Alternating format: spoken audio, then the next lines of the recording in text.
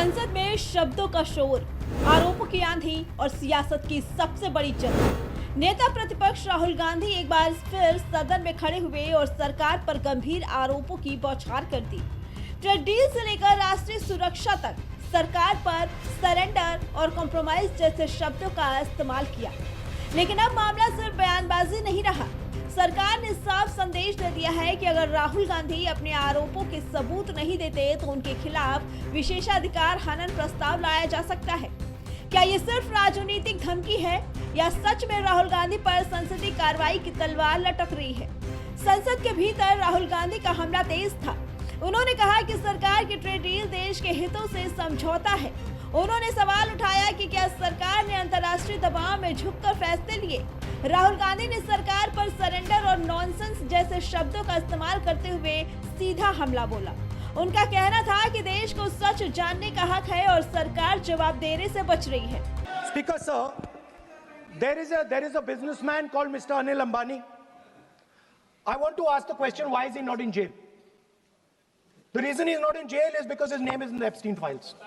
एक तो That's why he's not in jail. Rahul ji जो भी I'd also like to ask Mr. Hardeep Puri, who introduced him. Speaker sir, ये guaranteed authentic है।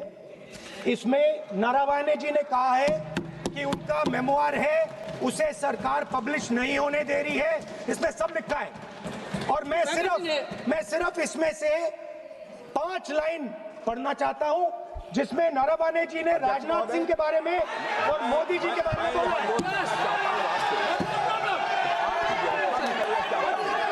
जो पुस्तक प्रकाशित हुई ही नहीं है तो किस पुस्तक को यहाँ पर उल्लेख करना चाहते हैं उनके बारे में? लेकिन सत्ता पक्ष ने इसे तथ्यों से परे, बेबुनियाद और भ्रामक बताया। सरकार की तरफ से कड़ा रुख सामने आया। सत्ता पक्ष के सांसदों ने कहा कि नेता प्रतिपक्ष लगातार बिना प्रमाण के गंभीर आरोप लगा रहे हैं। सरकार का तर्क है कि अगर कोई सांसद सदन में आरोप लगाता है तो उसे तथ्यों और दस्तावेज के साथ खड़े होना चाहिए, वरना ये सदन की गरिमा के खिलाफ है। यही वजह है कि अब विशेषाधिकार हनन प्रस्ताव की बात सामने आई है। मैगजीन की रिपोर्ट है, नरवणे जी ने नहीं कहा, इतना बोल दे। रिपोर्ट पर बोले कि नरवणे ने नहीं कहा है। रक्षा मंत्री जी इतना ही कह रहे हैं कि नरवणे जी की पुस्तक को आप रिफर कर रहे हो तो वो प्रकाशित हुई या नहीं हुई, वो स्पष्टता करे। नरवणे की रिपोर्ट नहीं है, नरवणे का पुस्तक नहीं है, इतना स्पष्टता करे। मैगजीन तो कुछ भी लिख सकता है। संसद के हर सदस्य को कुछ विशेषाधिकार दिए गए हैं ताकि वे बिना डर अपनी बात रख सके। लेकिन अगर कोई सदस्य सदन को गुमराह करे या बिना प्रमाण आरोप लगाए तो इसे विशेषाधिकार का दुरुपयोग माना जा सकता है। We are going to file a notice, privilege notice, against Sri Rahul Gandhi for misleading the House and also making baseless statement. There is a very clear-cut rules of procedure and conduct of business in the Lok Sabha and Rajya Sabha. When a member intends to make serious charges of allegation against another member, then you have to make a notice and also substantiate the allegation. So I have on the floor of the House requested Sri Rahul Gandhi ji to make necessary authentication of the those points he has made. ऐसी स्थिति में विशेषाधिकार हनन प्रस्ताव लाया जाता है। अगर प्रस्ताव स्वीकार हो जाता है तो जांच समिति बन सकती है और दोष साबित होने पर चेतावनी से लेकर निलंबन तक की कार्रवाई संभव है। यानी मामला हल्का नहीं है।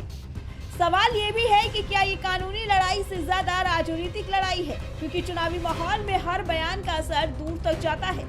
राहुल गांधी लगातार आक्रामक हैं।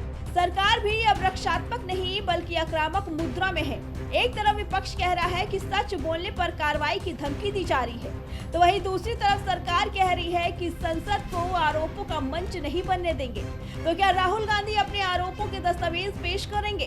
क्या सरकार सच में विशेषाधिकार हनन प्रस्ताव लाएगी या फिर ये भी सियासत की उसी रणनीति का एक हिस्सा है जिसमें शब्द हथियार बन जाते हैं?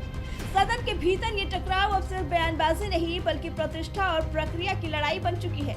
देखना होगा आरोपों की आग में कौन झुलसेगा और कौन साबित करेगा अपनी बात कदम। Bureau report, prime TV.